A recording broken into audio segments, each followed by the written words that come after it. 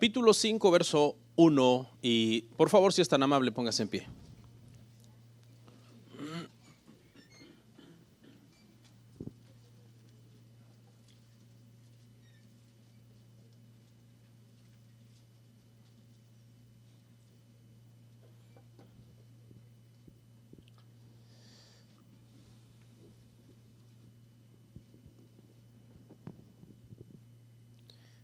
Gloria a Dios. Segundo libro de Reyes, capítulo 5, verso 1, vamos a leer hasta el 3. Dice la palabra así: Naamán, general del ejército del rey de Siria, era varón grande delante de su señor, y lo tenía en alta estima, porque por medio de él había dado Jehová salvación a Siria. Era hombre valeroso en extremo, pero leproso. Y de Siria habían salido bandas armadas y habían llevado cautiva de la tierra de Israel a una muchacha, la cual servía a la mujer de Naamán. Esta dijo a su señora: si rogase mi señor al profeta que está en Samaria, él lo sanaría de su lepra. Él lo sanaría de su lepra. Oramos.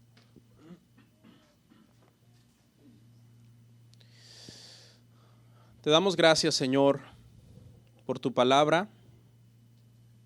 En este momento que tenemos la oportunidad de compartirla con nuestros hermanos. No a nosotros, Señor, no a nosotros, sino a tu nombre da gloria por tu verdad, por tu fidelidad. Te pido, Señor, que me ayudes a predicar. Necesito la ayuda desesperadamente, Señor, porque no confío en mí ni en mis talentos.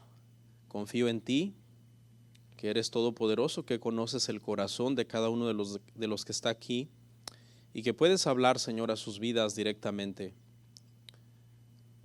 usando a este vaso, Padre, que es de barro, en el cual a ti te ha placido depositar este tesoro del llamamiento a la predicación, Señor, de tu evangelio.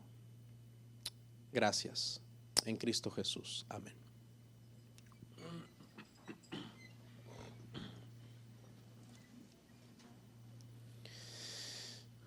Hermanos, estamos viendo una serie que se titula El Evangelio en el Antiguo Testamento.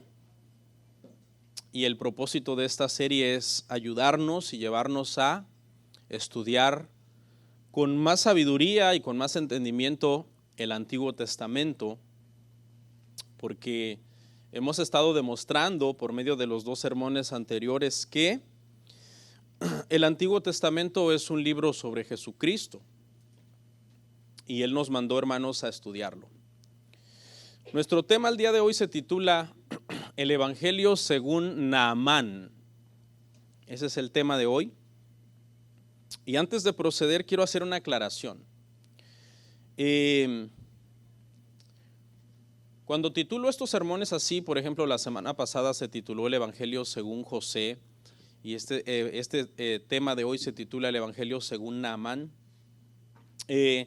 No estoy inventando una herejía, o mi intención no es inventar un 5.º evangelio, un 6.º evangelio, y que nosotros se lo tengamos que sumar a los 4 evangelios que ya tenemos. No, mi intención es hablar de una forma figurada.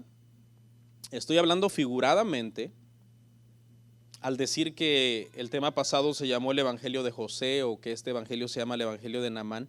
Y lo que estoy queriendo decir con este título es que estos temas contienen muchísimas sombras y tipos del Evangelio de Jesucristo.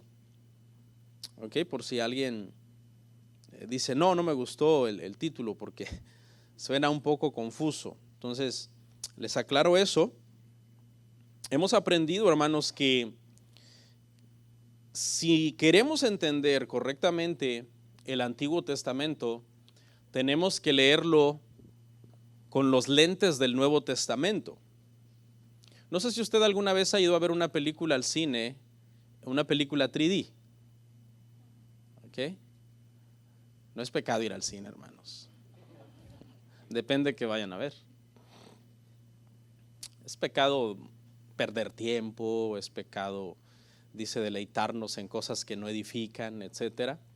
Pero usar el tiempo de una forma prudente para la recreación, pues también dice Eclesiastés que todo tiene su tiempo, ¿no? Pero no sé si usted ha tenido la experiencia de que va a ver esa película y le dan unos lentes especiales, ¿verdad? Y si usted comete el error de querer ver la película sin esos lentes, la imagen se ve borrosa, no se ve bien. Ahora, en cambio, cuando usted se pone los lentes, pues la imagen se ve mucho mejor de lo normal. Es más, usted siente que se ha metido en la película y hasta hacen a propósito, ¿verdad? Algunas escenas donde un objeto sale volando en la dirección de uno y te sientes tan en el ambiente que hasta tú te quitas, ¿no?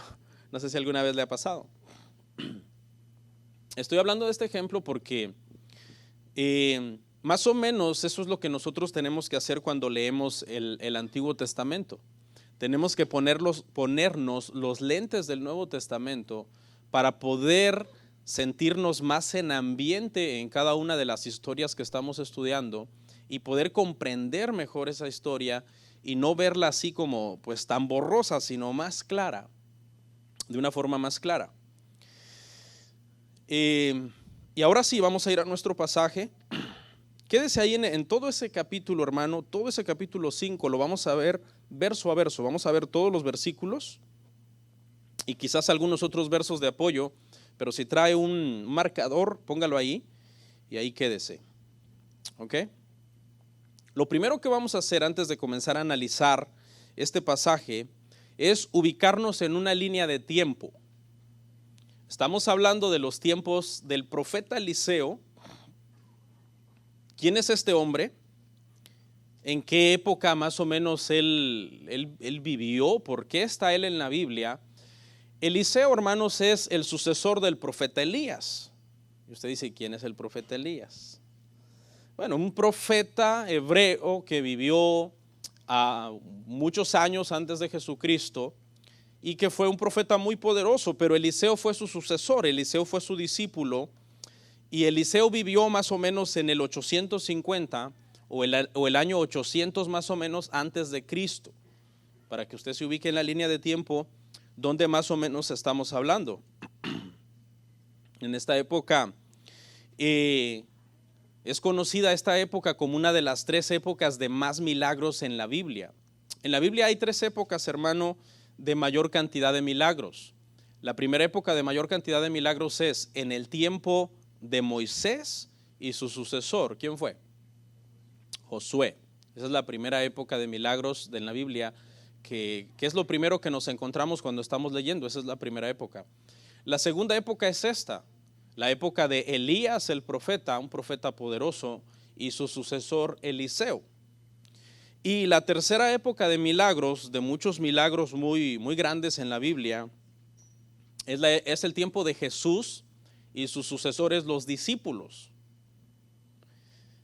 Y estos milagros que se hicieron, hermano, en estas épocas, tenían un propósito. En primer lugar, así, de forma inmediata, tenían el propósito de hacer un bien a una persona o a un grupo de personas.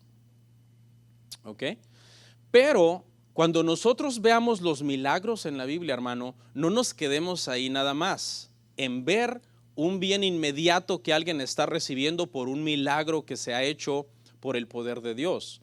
Porque detrás de ese milagro hay más cosas. El bien inmediato es lo primero que vemos. Todo el mundo dice, qué bueno sería que una persona que está muy enfermo reciba milagrosamente su sanidad. Pero no nos quedemos con ver solamente eso. Dios lo puede hacer. Dios es soberano y Dios sigue haciendo milagros. Pero hay 2 cosas que si no ponemos atención podemos perder de vista cuando un milagro sucedía en la Biblia. Y era la primera, que ese milagro dejaba ver la gloria de Dios. ¿Ok? Ese milagro mostraba a un Dios para el que algo que era imposible para la humanidad, para él no era imposible. Él podía realizar ese milagro y puede realizar ese milagro. Entonces, todo milagro, aparte de que una persona recibe un bien inmediato, también los que tenemos un poco más de discernimiento, podemos ver detrás de ese milagro la gloria de Dios y glorificar a Dios por eso. Esa es una cosa. Otra cosa es, hermano, que estas épocas hubo muchos milagros, porque también los milagros en la Biblia tienen el propósito de corroborar que lo que los siervos de Dios están diciendo o hablando es verdad, que es verdaderamente palabra de Dios y por lo tanto es algo confiable. Tú dices que esta es la palabra de Dios porque hubo una serie de milagros que confirmaron esta palabra. Mire lo que dice Marcos 16:20.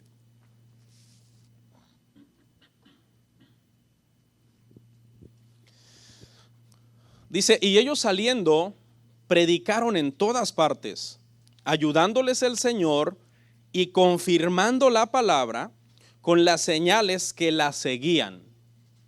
¿Sí ve? Había un propósito. Por eso es que vemos en el primer siglo muchísimos milagros en la iglesia apostólica, porque uno de los propósitos era que todo lo que los apóstoles estaban escribiendo, que es el Nuevo Testamento, y estaban diciendo, la gente pudiera decir, bueno, estos milagros dan fe y legalidad de que esto que están escribiendo y están diciendo es que palabra de Dios. Dios los está inspirando, no es algo que a ellos se les ocurrió, no es algo que viene de ellos, es algo que viene de Dios, y si viene de Dios es la voluntad del Señor para la humanidad. Entonces, tres etapas muy importantes en la Biblia. Moisés y su sucesor representaría ¿qué cosa? Representaría la ley, ¿no? Otra etapa, Elías y Eliseo, representaría a los profetas. Y otra etapa, Jesús y sus apóstoles, representaría los evangelios. Entonces podemos ver que en estas tres etapas hubo muchos milagros, y esos milagros confirmaban que lo que se escribió entonces en la ley y lo que se escribió en los profetas y lo que está escrito en los evangelios y en las cartas, etcétera, de los hechos en adelante, es que, hermanos, ¿qué es? Es palabra de Dios. Entonces, no perdamos de vista estas cosas ante un milagro cuando estamos leyendo milagros en la Biblia. Va más allá. Detrás de cada uno de los milagros, hermano, que vemos en la Biblia, está la gloria de Dios y está la confirmación de su palabra. Y ahora sí vamos al verso 1.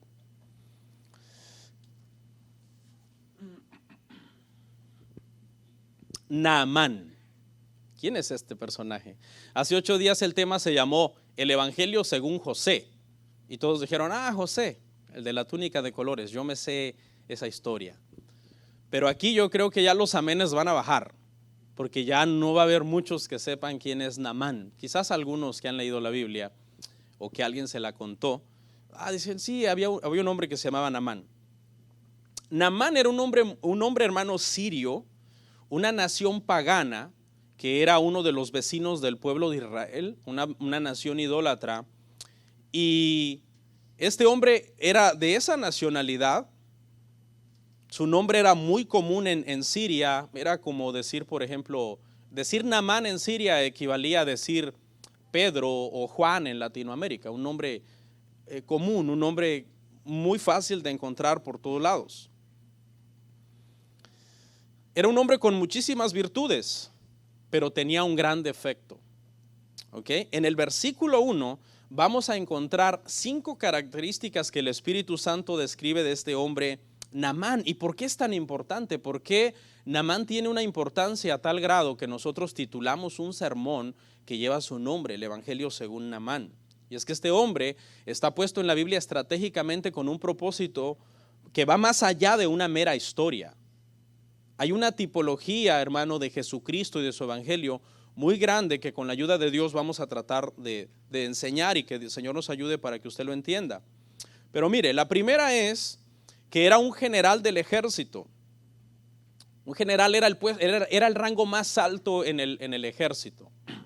Ya no había más peldaños que escalar. Había llegado a la cúspide en su carrera como profesional, como parte del army, del ejército. No le quedaba más nada. de uno de los ejércitos más poderosos del mundo y ricos del mundo. O sea, no solo había escalado hasta los niveles más altos, sino en uno de los mejores ejércitos del mundo, de los ejércitos más poderosos. La segunda dice que era un varón grande.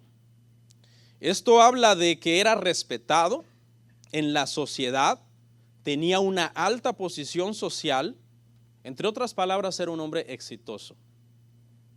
Naamán era un hombre exitoso, era un general, se codeaba con, como se dice coloquialmente, con la crema innata de Siria, era un hombre importante.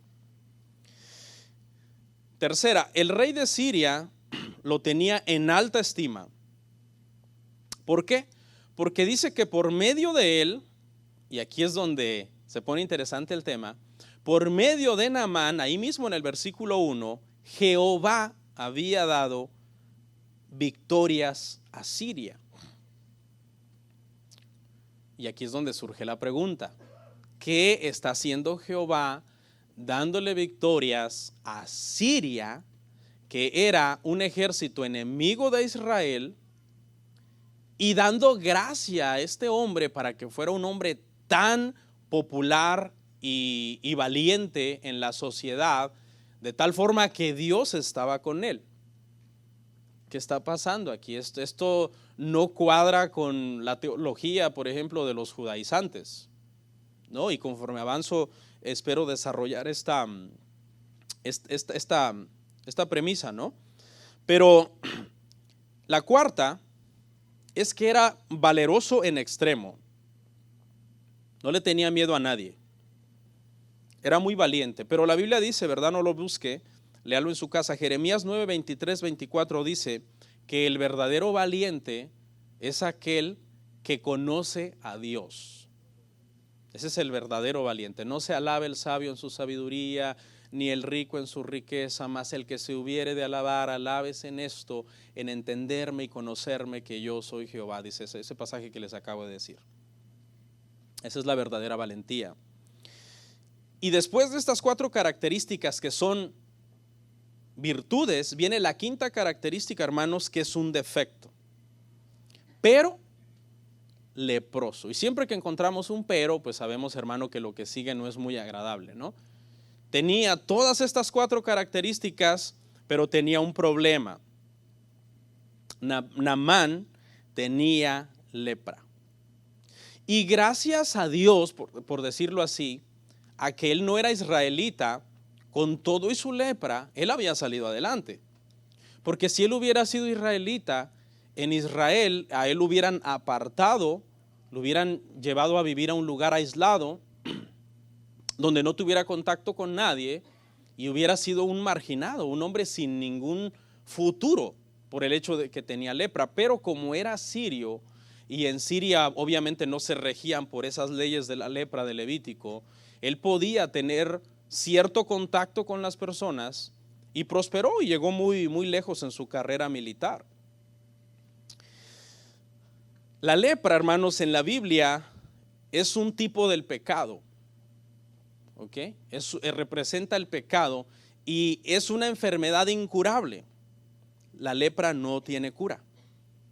Los israelitas desarrollaron la creencia de que Jehová era el único que milagrosamente podía curar a alguien de lepra. Nadie más, no había medicina, no había esperanza para un leproso. Si Dios no metía su mano para tocarlo y quitarle la lepra, un leproso estaba condenado al destierro, primeramente porque eran echados fuera del contacto con la sociedad, y en segundo lugar, pues a la enfermedad y a la muerte.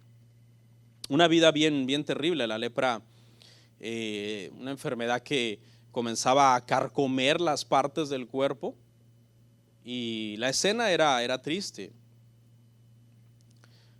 La vida de Naamán fue muy triste en ese sentido, porque tenía grandes trajes militares sobre su lepra, quizás insignias militares por las victorias que había obtenido. Los sirios se vestían espléndidamente. La historia pinta a los sirios, hermano, llenos de cadenas de oro y oro por todos lados. Entonces, debajo de todo eso, hermanos, se escondían sus llagas, pus, sangre, piel muerta, quizás partes que ya estaban muy avanzadas, y que definitivamente era muy triste ver a Naamán sin ropa, solamente que cuando él estaba vestido como un general, pues alcanzaba a cubrir gran parte de su cuerpo. Y Naamán aquí, hermanos, es figura de una persona antes de venir a Cristo. Eso es lo que representa Naamán aquí, una persona antes de venir a Cristo. Una persona que puede tener mucho éxito en lo secular y puede ser grande en la sociedad y puede ya haber logrado todas sus metas y haber escalado todos los peldaños en su carrera o haber adquirido todas las propiedades que quiera. Y aunque la sociedad lo vea como una persona grande, Dios ve a esa persona como un leproso, que no tiene remedio por sí mismo, que no tiene cura por sí mismo, que no hay esperanza para él. En la medicina, en la terapia, en la psicología, en nada hay esperanza para esa persona.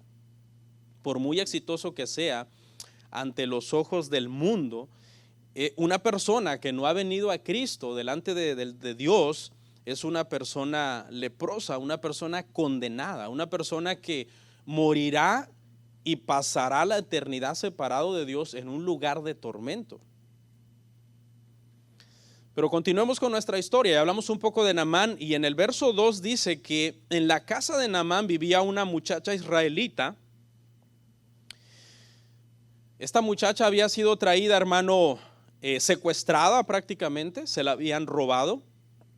Era muy común en aquel entonces que bandas armadas de asaltantes o merodeadores entraran a un país por la frontera, hicieran una incursión rápida, secuestraran gente y se la llevaran.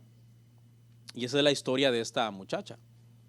Seguramente ella no le gustó haber sido secuestrada y la tuvo que haber pasado muy mal porque se la llevaron por la fuerza, y la Biblia no dice bajo qué circunstancias, ¿no? Si hubo violencia o si hubo algún tipo de agresión para ella.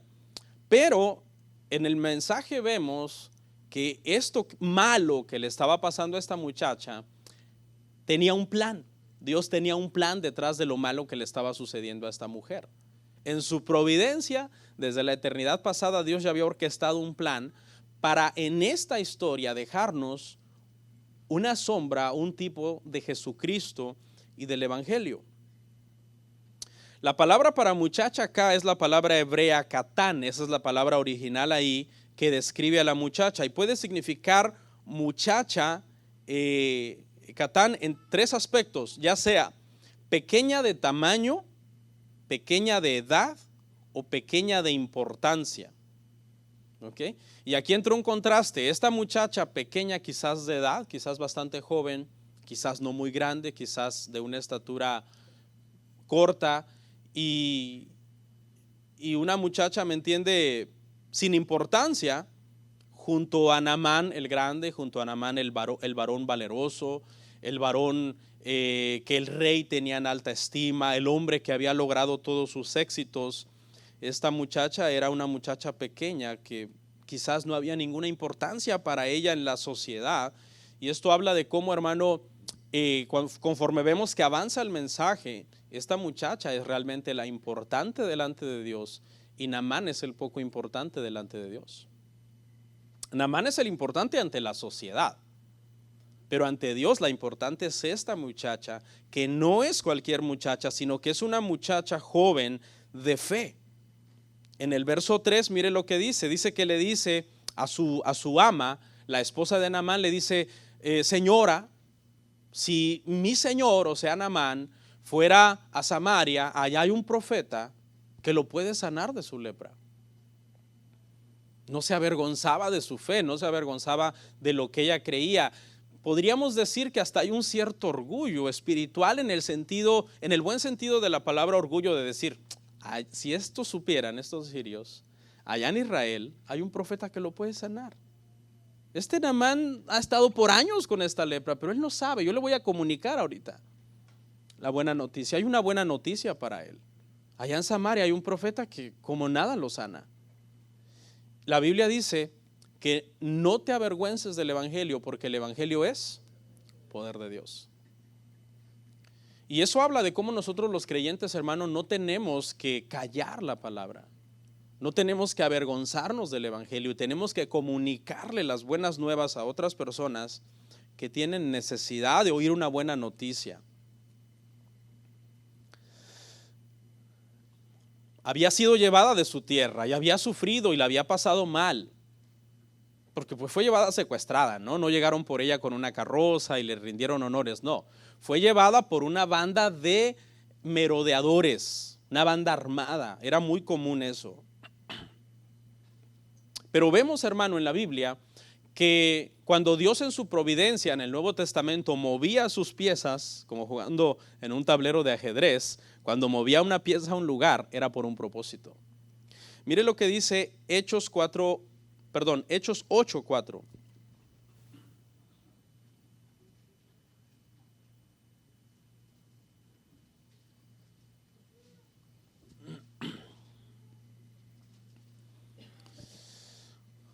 Dice, pero los que fueron esparcidos, Hechos 8:4.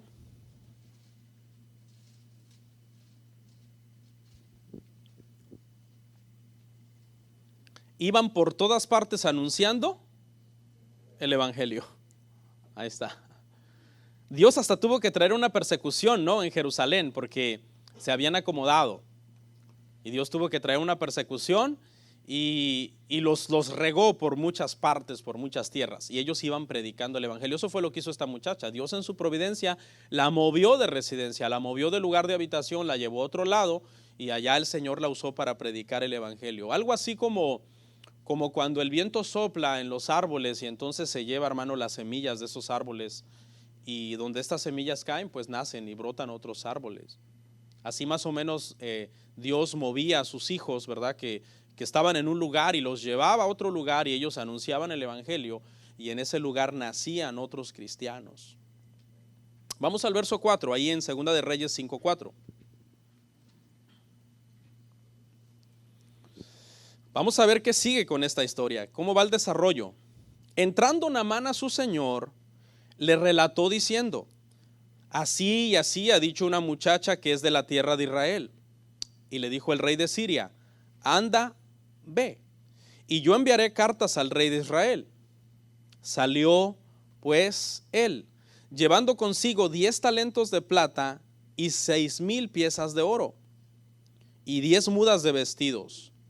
Tomó también cartas para el rey de Israel que decían así, cuando lleguen a ti estas cartas, sabe por ellas que yo envío a ti a mi siervo Naamán, para que lo sanes de su lepra.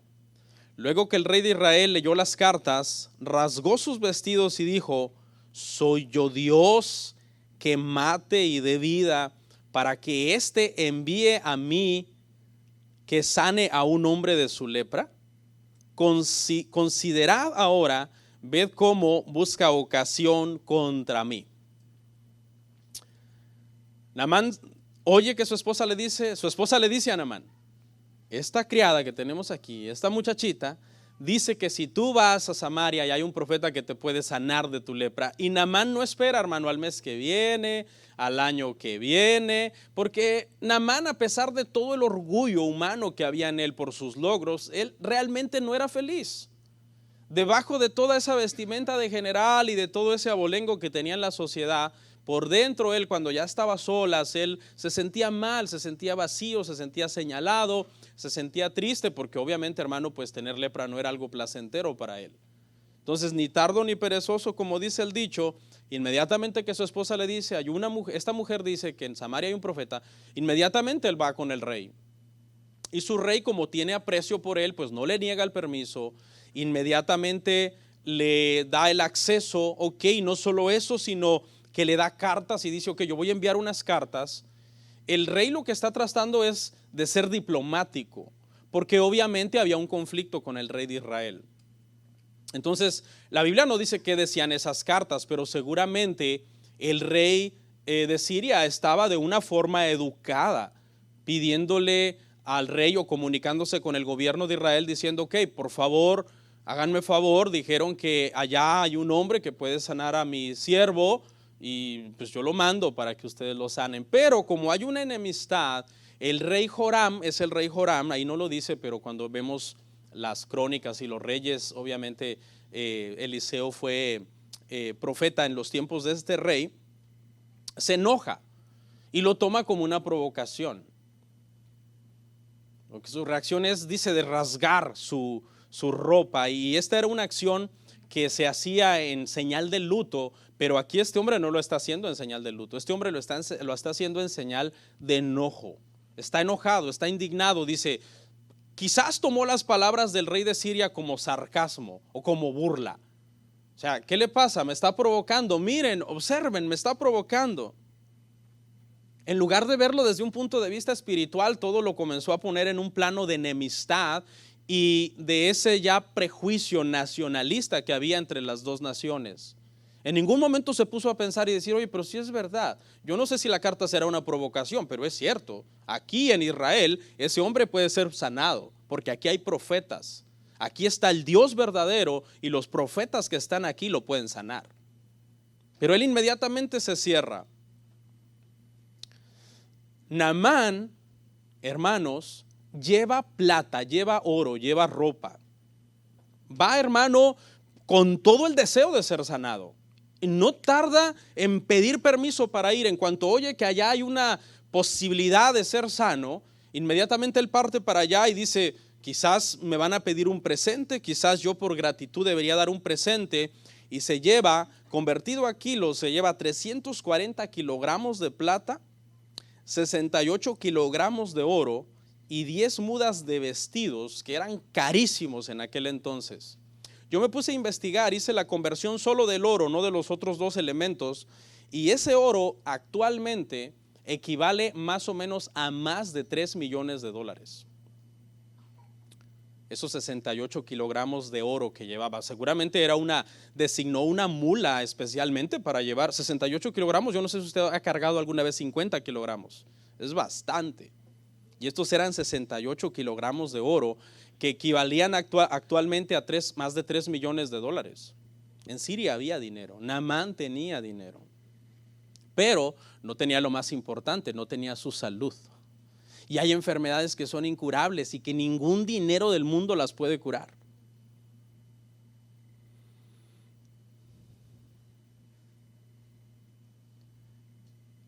Y aquí es donde entra en escena Eliseo, verso 8. Cuando Eliseo, el varón de Dios, oyó que el rey de Israel había rasgado sus vestidos, envió a decir al rey, ¿por qué has rasgado tus vestidos? Venga ahora a mí y sabrá que hay profeta en Israel. Wow, qué autoridad, hermanos. Cuando un hombre sabe que Dios está con él, sabrá que hay profeta en Israel. Eliseo era un hombre poderosísimo, claro, porque los milagros los hacía el Señor, le aclaro, ¿no? No era que los milagros los hacía Eliseo, sino que los milagros los hacía el Señor porque el Señor estaba con él. Su nombre significa del hebreo Elisha, Jehová es mi salvación. Era un hombre, hermano, en toda la expresión de la palabra, lleno del poder de Dios. Era tan poderoso, hermanos, que este hombre con sus huesos muertos resucitó un cadáver. Porque dice que en una ocasión iban a enterrar a un hombre cerca de la tumba de Eliseo, y en eso cuando lo van a enterrar viene una banda armada precisamente de moabitas. En este caso no era de sirios sino de moabitas. Va pasando una banda armada de moabitas. Le voy a dar la cita para que lo lea. Eso está en Primera de Reyes 13, 20, 21. Primera de Reyes 13, 20, 21. No lo busque porque no lo traje, pero se lo doy porque le estoy contando este relato y es bueno que usted vaya y lo corrobore. Pero el dato es que era un hombre tan poderoso, hermano, que cuando va pasando esta banda armada, pues la gente dice, ay, nos secuestran, ¿no? Este ya está muerto, pues ¿para qué lo cuidamos? Y lo botan. Lo botan en la tumba de Eliseo, y cuando el cadáver cae en la tumba de Eliseo y entra en contacto con los huesos de Eliseo, este muerto resucita. Nada más le doy un ejemplo para que usted vea del calibre de hombre del que estamos hablando. Un hombre que ya ha muerto. O sea, él manda a llamar a Naamán, tráiganlo, que sepa que hay profeta en Israel. Verso 9 y 10.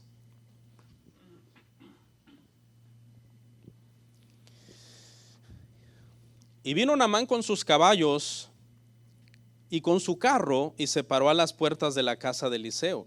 Entonces Eliseo le envió un mensajero diciendo: ve y lávate 7 veces en el Jordán y tu carne se te restaurará y serás limpio.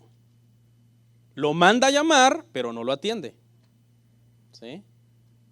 Porque Eliseo, aunque es un hombre humilde, un hombre de Dios, no lo impresiona un general sirio. No lo impresiona. Naamán, usted se imagina el séquito que traía Naamán. Naamán traía un séquito, hermano, de gente y de escoltas, en carros seguramente de los mejores de Siria, con caballos de los mejores, hermano. Y llega a las puertas de una chocita, yo así me lo imagino, y ya va a entender por qué conforme avancemos. A las puertas de una chocita sin ningún lujo, bien humilde, y Naamán piensa que va a ser honrado por lo que él es, ¿no? Un general, pero Eliseo no sale. Eliseo manda a un mensajero y le dice: dile que se vaya a lavar 7 veces en el Jordán y entonces su piel se restaurará y él será limpio. Lo dejó parado allá en la puerta, hermano, como quien no le abre a un testigo de Jehová. Y eso hirió el orgullo de Naamán. Naamán no estaba acostumbrado a ese tipo de tratos. Hirió su orgullo. Y mire lo que dice Naamán, verso 11 y 12. Y Naamán se fue enojado, diciendo: he aquí, yo decía para mí, saldrá él luego y estando en pie invocará el nombre de Jehová su Dios, alzará su mano, tocará el lugar y sanará la lepra. Habana y Farfar, ríos de Damasco, ¿no son mejores que todas las aguas de Israel? Si me lavare en ellos, ¿no seré también limpio? Se volvió y se fue enojado. Su reacción humana fue de enojo, la instrucción fue tan sencilla que él la menospreció. Él dijo: esto es muy sencillo y además me voy a ver como un tonto metido una vez leproso, 2 veces leproso. O sea, qué ridículo voy a estar yo haciendo ahí en ese río. Además, ese río sucio, ese río lleno de lodo, lleno de fango. Yo conozco mejores ríos con aguas muchísimo más limpias. Y comienza a elaborar todo un sketch en su mente de a él cómo le hubiera gustado. A mí me hubiera gustado llegar y que el profeta saliera y se me cuadrara enfrente y invocara el nombre de Dios y me tocara y me sanara. Y ahí pues yo le hubiera dado los $3 millones. Pero no. Porque esta parte habla, hermano, de cómo el hombre siempre quiere hacer las cosas a su manera, según sus recursos, según su religión, según sus filosofías. Y menosprecia el evangelio, porque el evangelio es algo sencillo, pero poderoso. O sea, el evangelio al hombre natural, rico, famoso, hermano, de la sociedad, un grande de la sociedad, le parece una tontería. Pues el evangelio es una tontería. Solamente Dios puede quitar la venda, hermano, de los ojos de una persona que está en el mundo y que dice la Biblia que Satanás ha cegado sus ojos, les ha puesto una venda para que no les resplandezca la luz del evangelio, la luz de Cristo. Solamente Dios puede hacer eso, hermano, cuando tiene un propósito en una persona desde antes de la fundación del mundo. Se fue enojado, pues es que él traía cartas diplomáticas. ¿Y qué diplomático está haciendo Eliseo? Eliseo no está haciendo nada diplomático. Si usted llega a mi casa mañana y yo le mando decir con Max algo, ay, dile que se vaya, que estoy ahorita ocupado, usted se va a sentir mal. ¿Y eso qué es usted? Bueno, y este hombre lo venimos a ver y todo, y nada, no nos atiende. O sea, la educación, ¿verdad, hermano? La cortesía es algo bonito. Y cuando alguien no es amable y no es cortés contigo y tú eres orgulloso, ¿qué pasa contigo? No, es como que te metieron fuego. Todavía un humilde pues aguanta la descortesía y hasta trata de justificar, dice, quizás está muy cansado, quizás está enfermo, ay, mañana regreso. Pero un orgulloso, no, lo pone en Facebook.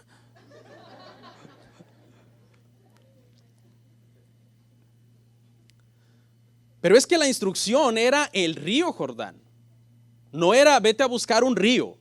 ¿Sí ve? No le dijo Eliseo, busca un río ahí, el que más te guste, te metes las veces que tú quieras y serás. No, había una prescripción divina y una instrucción divina. Tiene que ser en el Jordán. y tiene que ser 7 veces que te tienes que lavar.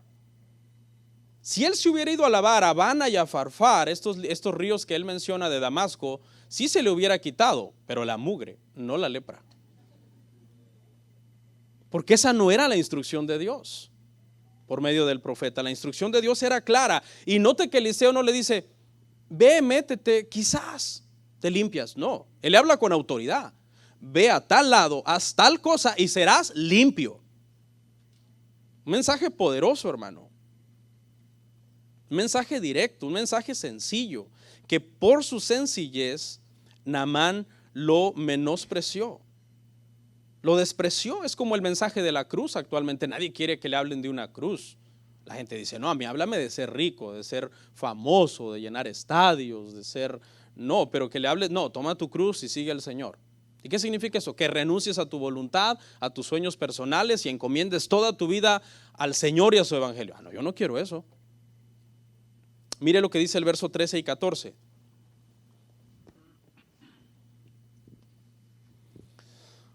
Mas sus criados se le acercaron y le hablaron diciendo, Padre mío, si el profeta te mandara alguna gran cosa, ¿no la harías? ¿Cuánto más diciéndote lávate y serás limpio? Entonces descendió y se zambulló 7 veces en el Jordán, conforme a la palabra del varón de Dios, y su carne se volvió como la carne de un niño y quedó limpio. No es que Eliseo no le dijo, quizás, no, serás limpio. Gracias a Dios que este hombre en su providencia, Dios había mandado gente sabia con él. Eran sus criados, pero eran sabios. Porque si hubieran sido gente mala, le hubieran dicho, mata a ese profeta te está humillando, mátalo, lo podía matar. Pero estos son gente prudente que lo ama, es que lo aman, porque le dicen, Padre mío. No tenían por qué decirle padre, porque era su general. Pero a través de los años podemos ver entonces que habían desarrollado una relación. Había una relación ahí. Era mayor que ellos, habían desarrollado una relación, había sido un hombre justo con ellos y ahora le ruegan, Padre mío. Otro hubiera dicho, bueno, pues si este leproso no se quiere limpiar, vámonos de vuelta para Siria. No, pero es que estos hombres lo aprecian y lo aman y le ruegan. Porque el sentido común, fíjese, el sentido común de Naamán se había cegado por su orgullo cegó su sentido común. Pues si Eliseo no le está pidiendo nada difícil, le hacen 2 preguntas sus siervos, 2 preguntas para hacerlo volver en sí, porque es que su orgullo le está entorpeciendo el entendimiento. Le dicen, ok, si te pidiera algo difícil, pero que te sanara, ¿no lo harías? Y yo creo que Naamán dice para sus adentros, pues sí, porque yo no quiero estar leproso. Entonces le hacen otra pregunta, bueno, y si te pide algo entonces fácil, ¿por qué no lo haces? Naamán desciende a las aguas de ese río que él menospreció, de ese río que él no quería, de ese río que él cuando lo vio dijo, esta agua está sucia, esta agua tiene fango. No sé si se ha metido usted a un río cuando tiene fango, no es agradable. Comienzas a caminar y te comienzas a hundir en un lodo ligoso, extraño, que tú te quieres salir corriendo. Si usted busca, hermano, en información del río Jordán, el río Jordán más o menos ese es el aspecto que tiene. Actualmente es un riachuelo lleno de lodo, de aguas sucias, de aguas revueltas. Y Naamán, hermano, no solo fue curado de su lepra, no solo fue curado de su lepra, no es que cuando Dios hace algo, lo hace tan maravilloso que no tenía una piel de un hombre de su edad, tenía una piel, hermano, de un hombre, de un joven, de un niño. Una piel hermosa, una piel tersa, una piel suave. Yo me la imagino, hermano, que wow, o sea, la Biblia no menciona, pero seguramente que la reacción de sus criados fue de asombro. Claro, al principio Naamán estaba incrédulo, ya decía, qué tonto, una vez, qué bárbaro, soy el general de Siria y este profeta mira lo que me tiene haciendo otra vez. Pero va a ver, salgo la 7ª y lo mato si no estoy limpio. Pero la expresión, hermano, de asombro tuvo que haber sido tremenda de sus siervos, porque él tuvo que haberse despojado de sus túnicas de general, de su orgullo fue humillado, tuvo que seguir la receta porque esa era la receta y no había otra, y tuvo que quitarse quizás en frente de sus siervos que nunca lo habían visto desnudo más allá de partes de los brazos o de partes de los pies, y tuvo que despojarse y comenzar a mostrar todo su cuerpo, las llagas, la pudredumbre quizás ya en partes extremas que habían avanzado, y tuvo que humillar su orgullo y descender a esta agua. Y a mí no me gusta mucho la numerología porque a veces se prestan muchas exageraciones, pero en numerología el 7 representa plenitud, el 4 es el número de la tierra y el 3 es el número del cielo, y cuando se juntan 4 y 3 pues hacen 7, ¿no? Y eso habla de perfección, habla de una obra plena que Dios hace perfecta.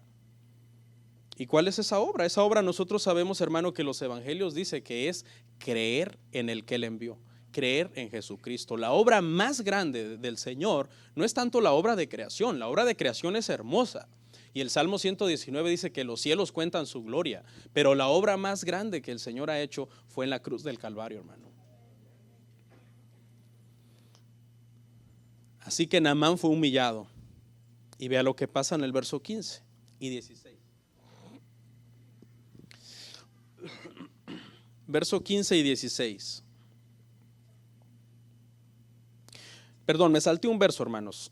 Hechos 16, 30, 31. Me salté un verso, es que les quiero explicar este verso antes de proceder con la historia. Y es que así como la instrucción fue fácil, lávate y serás limpio, la instrucción del evangelio es fácil, cree y serás salvo. Mire lo que dice Hechos 16, 30, 31. Y sacándolos les dijo: señores, ¿qué debo hacer para ser salvo? Ellos dijeron: cree en el Señor Jesucristo y serás salvo tú y tu casa. Sencillo, ahí está. La misma instrucción, la instrucción que le dio Eliseo a Naamán fue sencilla y verdadera. Sencilla porque no implicaba más allá de una mera obediencia diminuta, y verdadera porque se sanó. Y el evangelio es igual, cree en el Señor Jesucristo, una instrucción sencilla, pero verdadera, porque millones que creemos en el Señor hemos sido salvados por Él. Ahora sí continuamos. Verso 15 y 16, ahí Segunda de Reyes 5, 15 y 16. Y volvió al varón de Dios, él y toda su compañía, ¿sí ve? Venía con gran cantidad de gente. Y se puso delante de él y dijo: he aquí, ahora conozco que no hay Dios en toda la tierra sino en Israel. Te ruego que recibas algún presente de tu siervo. Mas él dijo: vive Jehová, en cuya presencia estoy, que no lo aceptaré. Y le instaba que aceptara alguna cosa, pero él no quiso. Eliseo no tiene el más mínimo interés, hermano, en oro, en plata, en ropa. El dinero para él no le mueve para nada el corazón. Por eso es que cuando yo le dije anteriormente que cuando Naamán llega delante de su casa, debió haber sido una casa muy humilde. Debió haber sido una casa muy sencilla, sin ningún lujo. Y sus ropas seguramente eran ropas viejas del profeta. Tenía la oportunidad. Este hombre le está ofreciendo trae mucho dinero. Pero Eliseo lo rechaza todo. Pero lo impactante acá, hermano, es, mire también lo que dice este hombre: conozco que no hay otro Dios sino en la tierra de Israel. La historia comienza con un hombre altivo, pagano, orgulloso, incrédulo, y ahora la historia da un giro, hermano, y vemos a un hombre limpio, sin lepra, humillado, agradecido por lo que Dios ha hecho en él, e inmediatamente reconoce al Dios de Israel. Dice: ahora conozco, no hay otro Dios como el Dios de Israel, porque recuerde que en ese contexto de esas culturas, cada nación tenía su Dios, cada nación tenía sus deidades que les atribuían cierta cantidad de milagros y de beneficios para la nación. Le dice: te ruego que me recibas un presente. No lo acepta este hombre. Y este hombre, hermano, se pudo haber ido desde el río a Siria, porque la instrucción no fue: ve, cuando seas limpio regresas. No, él se pudo haber ido. Y ya hubo un antecedente en el evangelio, que cuando Jesús sanó a los 10 leprosos, eso lo ve usted en su casa en Lucas 17, 16, Solamente uno vuelve a dar gracias. Y los otros 9 se van. Jesús dice, cuando vino este leproso, y era samaritano, no era judío, los 9 judíos se fueron. Ya fuimos, no, nos vamos. El samaritano vuelve porque quiso volver, porque estaba agradecido. Y Señor pregunta, ¿no eran 10? ¿Dónde están los otros 9? El único que volvió fue el que estaba agradecido. Y este hombre está agradecido. En ningún momento le dijo el profeta que tenía que volver, pero él vuelve por su propia voluntad. Vuelve agradecido, vuelve cambiado, vuelve convertido al Señor. No solamente se le ha quitado la lepra que lleva en la carne, se le ha quitado la lepra que lleva en el corazón. Y ahora quiere creer en el único Dios verdadero. Aquí en este pasaje vamos a ver varias cosas. Número 1, su caso no tenía remedio. La lepra era incurable, como dijimos, como el caso de todos los pecadores que están sin Cristo. Todos los pecadores que están sin Cristo, hermano, su caso no tiene remedio, sino a través de la mano de Dios únicamente. Pero así como Naamán fue limpio, así el pecador puede ser perdonado. Segunda cosa que vemos acá, la providencia de Dios puso en el camino a una muchacha de fe. ¿Ok? Esta mujer, hermano, no tuvo miedo de hablar el evangelio, de comunicar una buena noticia. Porque eso significa evangelio. Usted dice, ¿evangelio en el Antiguo Testamento? Sí, es que el evangelio está en el Antiguo Testamento, por todos lados. Le da una buena noticia, ella le dice. Y esa es parte de la providencia de Dios. El Señor, hermano, envía a predicar a sus siervos y su palabra será predicada y no vuelve atrás vacía, hermanos. 3, el milagro de Naamán a un extranjero es un tipo de la salvación que vendría a todos los que no fueran israelitas, a todos los gentiles. Este milagro, mire, si usted me pregunta ¿para qué existe la historia de Naamán en el Antiguo Testamento? Esta historia de Naamán, el Espíritu Santo la dejó 800 años antes de Cristo en este libro de Reyes para que cuando viniera Cristo, Cristo hablara de esta historia. Mire lo que dice Lucas 4:27.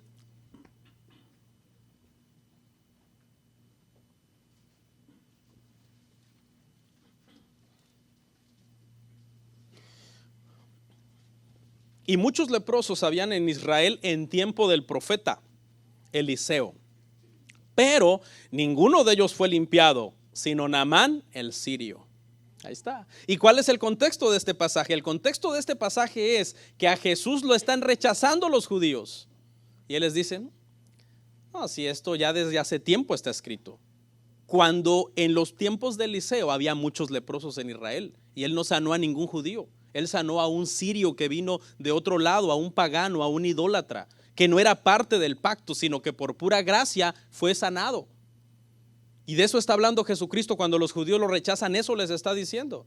Ustedes me están rechazando, pero más adelante dice en otro pasaje, vendrán del norte, del sur, del este, del oeste, y se sentarán con los patriarcas en el cielo, los que habían de venir, y esos somos nosotros, hermanos. Naamán el sirio, Naamán el leproso, es un tipo, una figura de todos los gentiles que vendríamos a ser salvos por gracia mediante Jesucristo. Y aquí, aunque no lo preparé, pero ahorita salta a mi mente algo bien tremendo. Y es que note, hermano, que Eliseo no había sanado a ningún leproso. Y él podía haber sanado a los leprosos de Israel, pero él no sanó a ningún leproso israelita. No era un milagrero, ¿verdad? Él hubiera dicho, no, pues campaña de milagros, vengan todos los leprosos de Israel, los voy a sanar. Y los hubiera sanado porque Dios estaba con él. Pero él no andaba en busca de eso. Él estaba tranquilo en su casa, esperando hacer la voluntad del Señor y que el Señor le indicara qué hacer, cómo moverse, cómo actuar, cómo proceder. De hecho, Naamán el sirio es el único leproso que Eliseo sana. Eliseo no sana más leprosos, es el único leproso que él sana. Para que en un futuro, cuando Cristo viniera, Cristo citara esta historia y hablara de que el evangelio se iba a ser predicado por todo el mundo y mucha gente extranjera, idólatra, pagana, de muchos diferentes trasfondos culturales, étnicos, idiomáticos, religiosos, etcétera, vendríamos y seríamos salvos por medio de Jesucristo. Dios tenía un plan con Naamán desde antes de la fundación del mundo. De hecho, en el verso 1 dice, aunque Naamán no lo sabía, que todas las victorias que obtenía era porque Jehová se las daba. Explíqueme eso.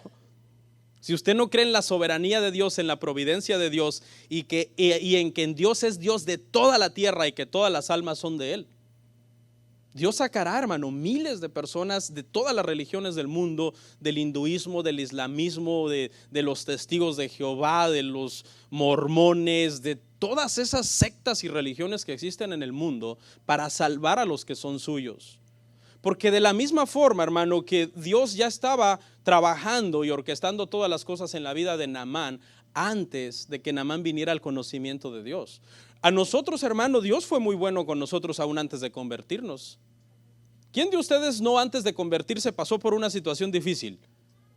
Que quizás hasta estuvo en peligro su vida. Y usted dice, wow, me salvé por un pelito. No, no fue un pelito, fue el propósito de Dios. Yo me acuerdo cuando yo todavía no era hermano cristiano y a veces le cuento estas cosas a mis hijos y a mi familia, se impresionan, wow, porque ellas nunca me conocieron en el mundo, ¿no? Y yo pues obviamente antes de casarme no era cristiano, hace muchos años. Y les contaba que pues un día en esa locura de la juventud que empecé a tomar con una persona que yo no conocía y estábamos tomando y entonces me dice, ¿quieres ir al centro? Le digo, pues sí, vamos. Y empezó a desarmar un carro ahí en la calle y a abrirlo y a robárselo. Y yo pues ya un poco, ya no en mis 5 sentidos, me fui con él, el carro se arruinó, vamos a regresarnos, se robó otro carro. Pero fíjese que si los dueños salen cuando nos estábamos robando los carros, nos meten un balazo, hermano, ahí en esa escena. Y tú dices, no pasó nada, pero es que muchas veces no alcanzamos a ver la providencia de Dios, aún en esas cosas, antes de que nosotros, hermano, viniéramos al conocimiento del Señor. Por eso es que ahora a veces cuando se me cierra una puerta, digo, ahorita la abro. A veces se les han quedado a los hermanos las llaves adentro. No se preocupen, hermanos. Señor, con permiso.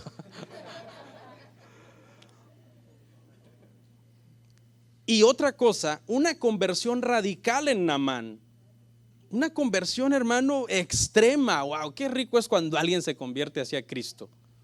Qué rico es. Y no esa gente que va ahí, que definitivamente dan como tristeza ver sus conversiones. No, este hombre tiene una conversión, hermano, de 180 grados. Sí, 180 grados. 180 grados es esto. Tú vas en esta dirección, en el mundo del pecado, de hacer tu voluntad, de ser un mal hablado, un lujurioso, un maldiciente, que odias a todo mundo, un orgulloso, un peleonero, un chismoso, y viene el Señor, te convierte y das un giro de 180 grados al temor de Dios, la santificación, congregarte, servir a Dios, de verdad vivir una vida cristiana en serio. No vaya a decir como una persona que, una vez una persona estaba hablando de los giros de los grados y como que no sabía bien qué son 180 grados, qué son 90, qué son 360. Entonces dice, no, yo cuando me convertí, mi vida dio un giro de 360 grados. Dije yo, pues sigo igual en el mundo.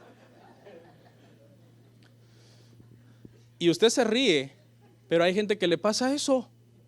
Llega a la iglesia, se echan 2 que 3 lloraditas, 2 que 3 sentidas bonitos. Ay, qué bonito. Y su vida da un giro de 360 grados. Siguen siendo los mismos, mal hablados, maleducados, orgullosos, irrespetuosos, chismosos, problemáticos, peleoneros, amargados y más. Pastor, ¿usted cómo sabe que la vida de este hombre dio un giro de 180 grados? Verso 17 y 19, al 19. Segunda de Reyes 5, 17 al 19.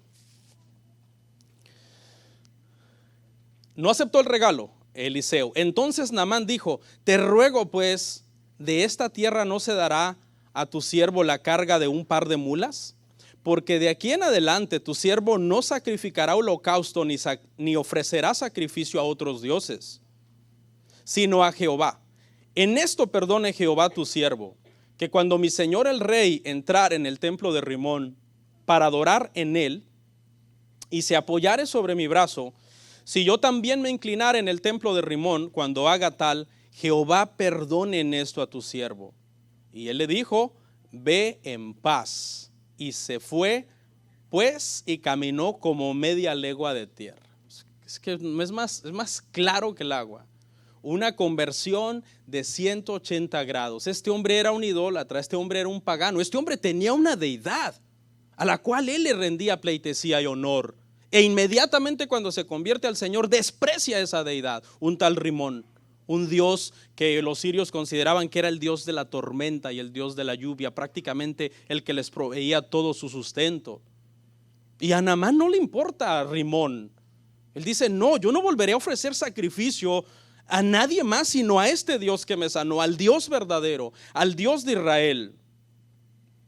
Ahí en la Reina Valera no se entiende bien la carga de qué, de 2 mulas de qué, pero en la Nueva Versión Internacional está más claro el verso y dice que la carga son 2 cargas de tierra. ¿Por qué está pidiendo 2 cargas de tierra? Lo que está diciendo Naamán es: yo quiero echar 2 costales de tierra o 2 cargas de costales de tierra en un par de mulas y llevarme esa tierra de vuelta para Siria.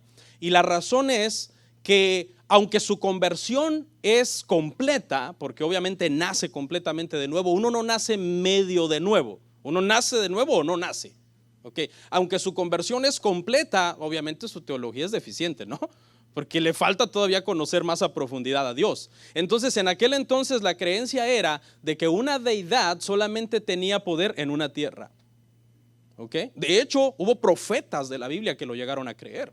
Por eso es que cuando Jonás es mandado a predicar a Nínive, Jonás, ¿qué dice? Pues me voy, y escapa, trata de escapar de la presencia de Dios.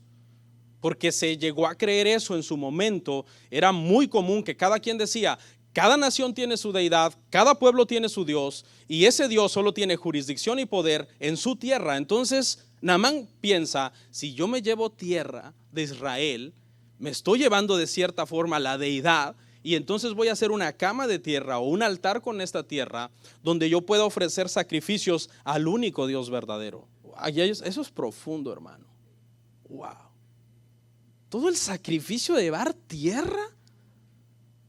Cualquiera hubiera dicho: ¿para qué llevo tierra? Quizás después se me pasa la emoción y vuelvo con Rimón. Y pide una excusa explicando, dice: en esto perdone Jehová a su siervo, que cuando yo entre con mi rey al templo, porque él entra a adorar a Rimón, y él se va a recargar de mi brazo, que se vea, que se entienda que parte de mi inclinación es para ayudarle a levantarse, no porque en mi corazón está adorar a esta deidad pagana. Ahora él entiende que no es un Dios verdadero, que es un ídolo, y que el único Dios verdadero es Jehová de los ejércitos. Wow, qué terrible, qué hermoso está esto. Irónico, estaba pasando algo irónico en Israel, porque en el contexto, cuando tú lees todo el libro, los israelitas no creían en Jehová, la mayoría. No creían en Jehová. Ellos creían, ¿saben en quién? En Baal. Fíjese lo irónico: un extranjero viene de lejos a Israel y se convierte a Jehová, y los israelitas que viven en Israel convertidos a Baal. ¿Sí ve la ironía? ¿Por qué? Porque Dios tiene misericordia del que Él quiere. Esa es la razón. Y el profeta le contesta: ve en paz. El profeta es maduro. Eliseo tiene un criterio bien amplio y no sale con su legalismo, ¿no? Alguien legalista: no, ahí está el demonio, no entres ahí. No. El profeta maduro en su criterio entiende: este hombre está recién convertido, tiene deberes como general de un ejército que cumplir. Okay. Él no está adorando a Rimón en su corazón, él solamente está cumpliendo con su trabajo, pero él quiere ser íntegro a Jehová, sacrificar solo a Jehová, hasta llevar tierra para hacer un altar solo para Jehová. Ve en paz, le dice. No le pone tropiezo, no le comienza a decir un montón de reglas legalistas. Y escucha, hermano, ¿qué era necesario hacer para convertirte a Jehová en el Antiguo Testamento? Circuncidarte. No podías entrar al pacto sin circuncisión. La circuncisión era la puerta de entrada al pacto. Pregunta: ¿Eliseo manda circuncidar a Naamán? Claro que no. Naamán estuvo haciendo un montón de obras en su vida, buenas obras para que Dios lo sanara. No, ninguna. Era un pagano, era un idólatra, lejos del pueblo de Dios, sin circuncisión, sin entrada al pacto. La pregunta es: ¿por qué entonces recibe la bendición del Señor? Porque el Señor estaba con él, porque el Señor lo había elegido desde antes de la fundación del mundo, y por pura gracia lo sanó y lo salvó. Esto choca contra la teología judaizante, ¿no? Que los judaizantes dicen, no, es que si tú haces ciertas cosas, Dios te va a bendecir y que no sé qué. Falso, falso. El evangelio de Jesucristo es un evangelio de gracia. Verso 20.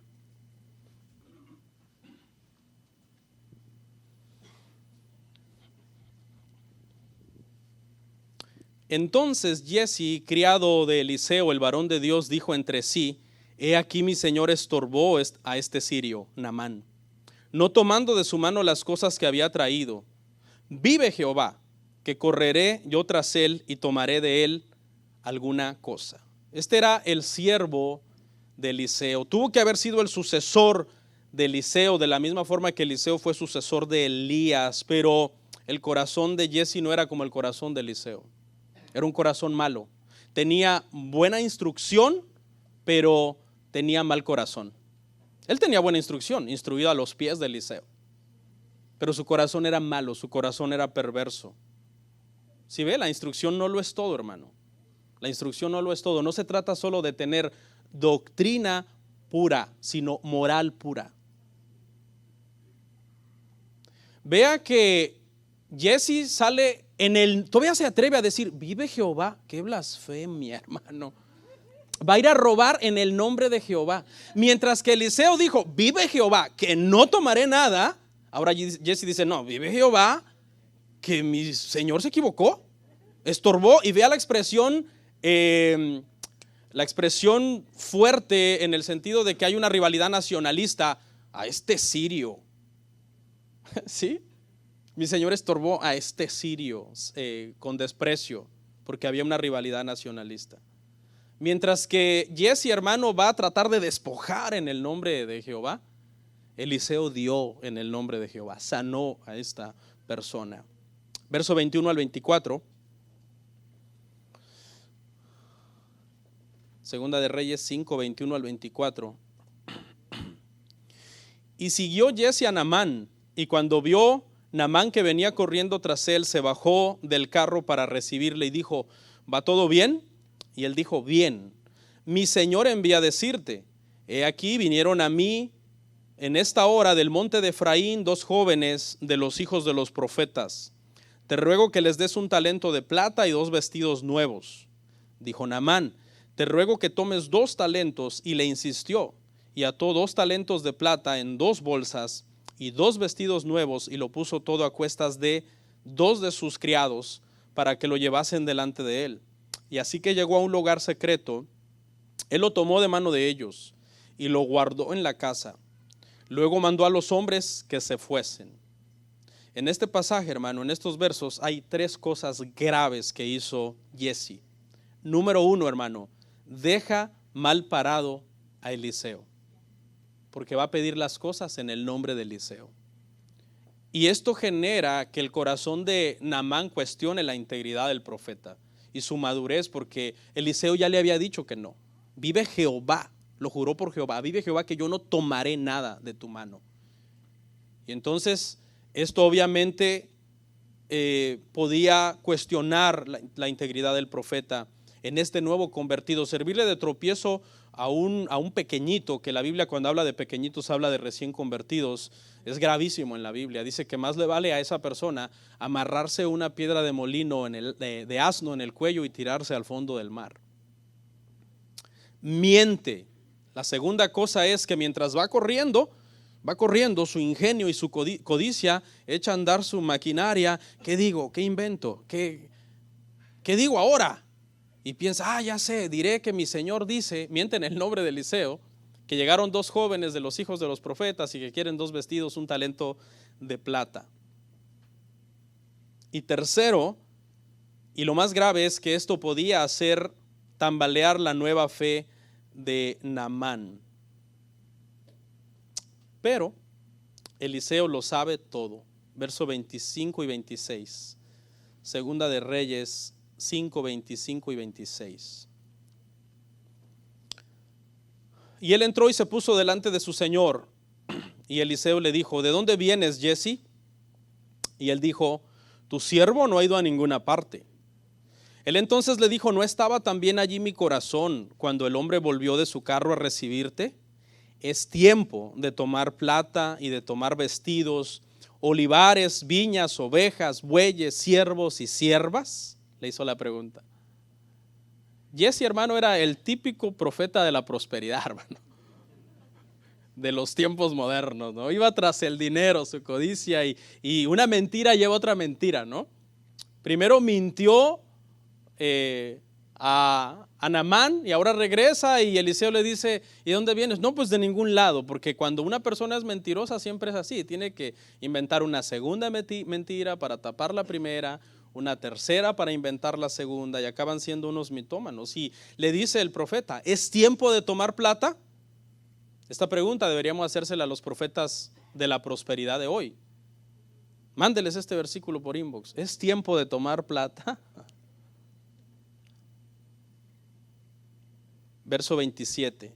Por tanto, la lepra de Naamán se te pegará a ti y a tu descendencia para siempre. Y salió de delante de él leproso, blanco como la nieve. Pregunta, hermanos, ¿de qué le sirvió a Jesse la plata y la ropa? La ropa le iba a servir para ponérsela, para cubrir su lepra. Y cada vez que se la quitaba, esa ropa que fue mala vida, que la obtuvo por ganancia deshonesta, vendiendo el ministerio, y los talentos de plata no le alcanzaban para curarse de la lepra jamás, porque era una enfermedad incurable. Y créame que Dios no tenía prisa por curarlo. La sanidad de Naamán, hermano, es clarísimo. Aquí ya vemos una figura, ya para ir cerrando, clara. Naamán el sirio, el pagano, el idólatra, el extranjero, es traído por gracia a la salvación. ¿Ok? Y este Jesse representa a los judíos que rechazaron a Jesucristo cuando Él vino. El pagano, el idólatra es salvado, es bendecido, ¿ok? Y el judío que rechazó a Cristo y que no venga al conocimiento de Cristo es condenado y recibe castigo, y recibirá castigo en el infierno si no se arrepiente. Entonces el evangelio es un mensaje de esperanza para el que como Naamán se arrepiente, pero es un mensaje de juicio terrible contra el que endurece su corazón. ¿Lo ve? Naamán se arrepiente y recibe salvación. Jesse se endurece y va tras el lucro y recibe condenación.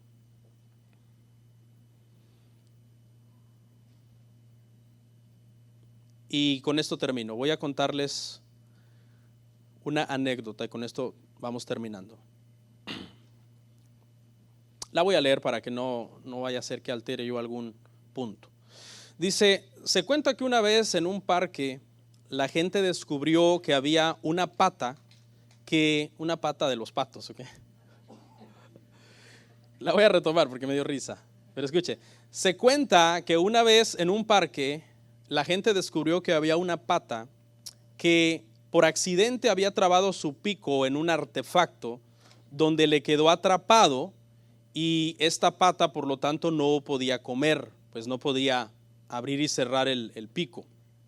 Así que la gente del parque, la gente que iba al parque y que visitaba el parque, pues se conmovieron y comenzaron a tratar de atrapar la pata para poder librarla de este artefacto que le había atrapado el pico, porque si no, pues en pocos días iba a morir, pues no podía comer.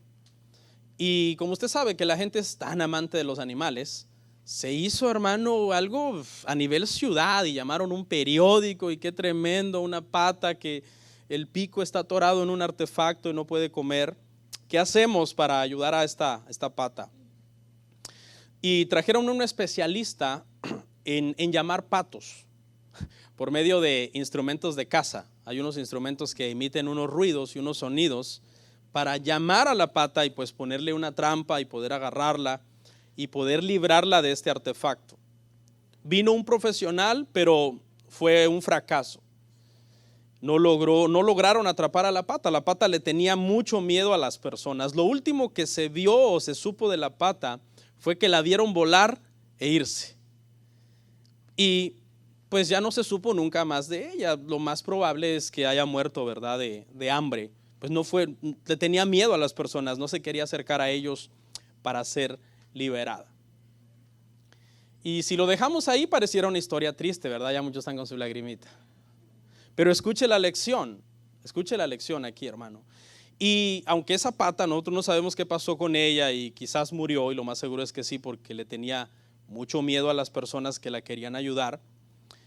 A mucha gente, hermano, actualmente le pasa lo que le pasó a esta pata, que están atrapados, hermano, en el pecado, están atrapados en el pecado. Pero el llamamiento que el Señor hace por medio del Evangelio, para ellos muchas veces representa una amenaza. Dice, ay no, sí, pero eso de ser cristiano, ya no voy a poder hacer mis cositas. ¿Ok? Entonces el llamamiento al cristianismo y al Evangelio les da miedo. Entonces prefieren que alejarse, hermanos, del Evangelio. Pero realmente, ¿qué querían hacer estas personas con la pata, hermano? Ayudarla. Pero ella que entendió, pues que le querían hacer daño quizás, que la querían, qué sé yo, tal vez comérsela. Y mucha gente, hermano, actualmente interpreta así, dice, no, yo prefiero seguir con mi vida pecaminosa, siguen atrapados en el pecado los va a matar, en primer lugar los va a matar físicamente, en segundo lugar los va a matar eternamente, que esa muerte eterna es pasar toda la eternidad en el infierno, cuando pudieron haber venido al profesional que los está llamando, que es Cristo, y poder ser liberados de esa trampa mortal en la cual están atrapados. Vamos a orar.